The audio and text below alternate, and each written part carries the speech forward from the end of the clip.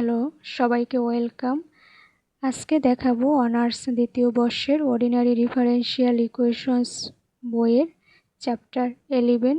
Chapter 11 দেখার জন্য আমাদের অবশ্যই চ্যাপ্টার 10-এর একটা ভিডিও আছে, সেটা দেখে নিতে হবে। কারণ চ্যাপ্টার 10-এর বেসিক থেকেই আসলে চ্যাপ্টার 11 করা, তাই আমাদের চ্যাপ্টার 10 আগে দেখে তারপর চ্যাপ্টার 11 করতে হবে। এখানে দেওয়া আছে d2 - 3d + 2y = x + 1। এটা করার আগে আমরা একটু দেখি এখানে যে সমীকরণটা দেওয়া থাকবে এই অধ্যায়ে। প্রত্যেকটা ম্যাথের ক্ষেত্রে আমরা প্রথমে এই নির্ণয় করব, অর্থাৎ অক্সিলারি ইকুয়েশনস, যেটার বিস্তারিত আমাদের চ্যাপ্টার 10-এর একটা ভিডিও, ওইটাই দেওয়া আছে। অক্সিলারি ইকুয়েশনস নির্ণয় করব কিভাবে? d = m বসিয়ে, যেখানে যেখানে d থাকবে সেখানে m বসিয়ে আমরা অক্সিলারি ইকুয়েশনস নির্ণয় করব। m এর মান নির্ণয় করব, পরে m এর মান বসিয়ে yc নির্ণয় করব, yp নির্ণয় করব এবং সাধারণ সমীকরণ GS = yc yp নির্ণয় করব। এখন yc কি এবং কিভাবে নির্ণয় করতে হয় সেটা তো আমরা চ্যাপ্টার 10 থেকে জানব, কিন্তু yp হলো এই অধ্যায়ে নতুন। এখানে yp কি, তো চ্যাপ্টার 10-এ দেখব আমরা ইকুয়ালের পরে 0 থাকবে প্রত্যেকটা ম্যাথের ক্ষেত্রে। আর এইখানে চ্যাপ্টার 11-এ f(dy) = x⁴m, অর্থাৎ ইকুয়ালের পরে কিছু একটা থাকবে, 0 থাকবে না। তো এটার জন্য আমরা yp নির্ণয় করি। তো জেনারেল সলিউশন অর্থাৎ সাধারণ সমাধান ইকুয়াল হবে এই yc এবং yp। তো ইকুয়াল 0, f(dy) = 0 এবং f(dy) = xm। তো এই অধ্যায়ে আমরা দেখব f(dy) = xm আকারের, যার জন্য আমাদের সাধারণ সমাধান GS = yc + yp। আর কিছু সূত্র লাগবে, যেটা ধারার সূত্র, 1 - d whole inverse, 1 + d whole inverse, যেগুলো আমরা সবাই জানি। এখানে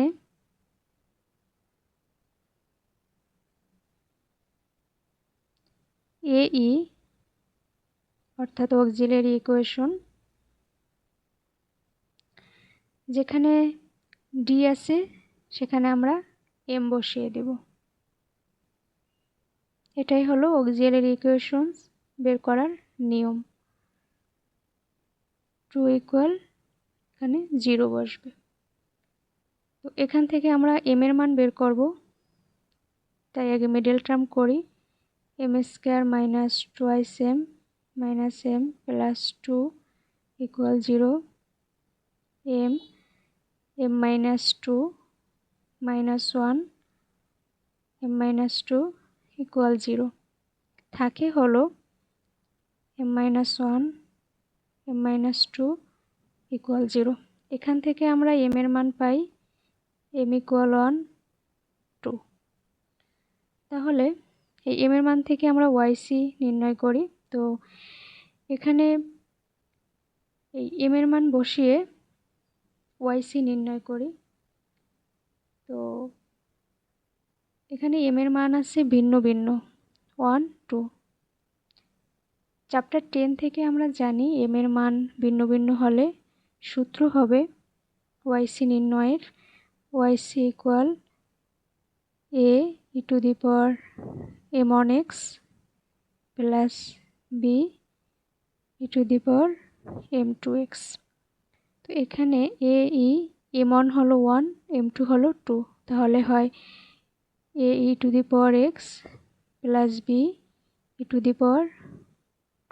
কারণ m2 এর মান হলো 2।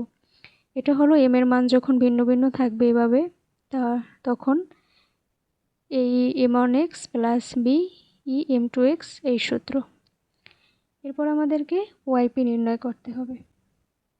তো yp নির্ণয়ের নিয়ম হলো 1 এই d2 - 3d + 2, এটা বসিয়ে দেব, ইন্টু ইকুয়ালের ডান পাশে যা আছে সেটা বসবে। তাহলে yp ইকুয়াল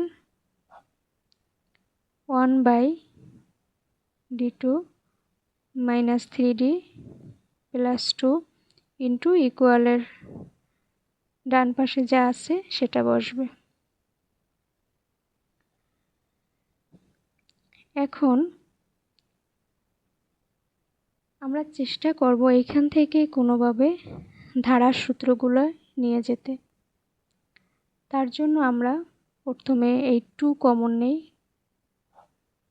2 যদি কমন নেই তাহলে 1/2 কমন না মানে ভাগ করা, তো এখানে d2/2 মাইনাস 3d/2 প্লাস যেহেতু 2 কমন নিয়েছি থাকে 1 ইন্টু x প্লাস 1। এখন এই হাফ ধ্রুবক থাকে 1 এই 1 আগে আনি 1 মাইনাস 3d/2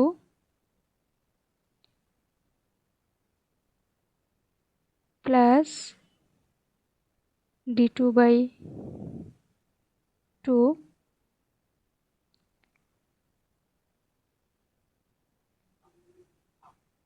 ইন্টু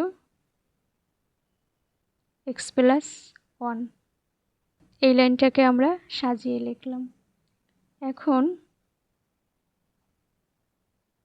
হাফ যেহেতু 1 আকারে আছে তাহলে এটাকে আমরা ইনভার্স করতে পারি। 1 minus 3d/2 plus d2/2 whole inverse into x plus 1। এখন আমরা এটা দেখব ধারার যে সূত্র লিখলাম 4টা, ওইটার দ্বিতীয় সূত্রটার সাথে এটা মিলে যায়, অর্থাৎ 1 প্লাস ডি হোল ইনভার্সের যে সূত্র সেটার সাথে এটা মিলে। তাহলে হয় 1/2 1 প্লাস, সূত্রটা ছিল 1 প্লাস ডি হোল ইনভার্স, তো এখানে হবে 1 প্লাস ডি হলো 3d/2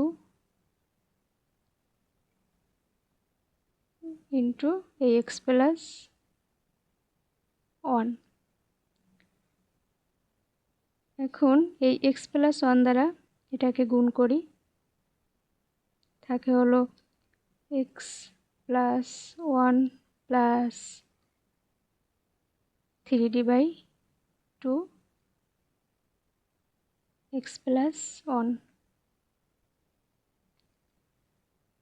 এখন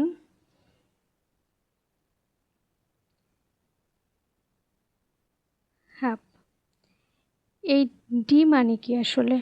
ডি মানে হলো ddx, অর্থাৎ এখানে শুধু ডি আছে তাই এই dx প্লাস 1, অর্থাৎ x প্লাস 1কে আমাদের একবার ডেরিভেটিভ করতে হবে।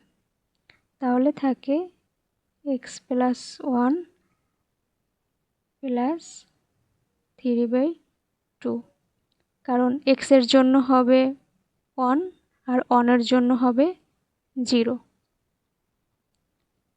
তাহলে 1/2, 2 যদি লসাগু নেই থাকে 2x plus 2 plus 3 equal half, থাকে হলো 2x প্লাস 5/2। এখন যদি আমরা এই 2 গুণ করি থাকে 1/4 2x প্লাস 5। এটা হলো আমাদের ওয়াইপি। আর জেনারেল সলিউশন হবে এখন general solution equal y equal yc plus yp। তো yc ছিল a e to the power x plus b e to the power 2x, আর yp পাই 1/4 2x প্লাস 5। এটাই হলো আমাদের জেনারেল সলিউশন বা সাধারণ সমাধান। ধন্যবাদ সবাইকে।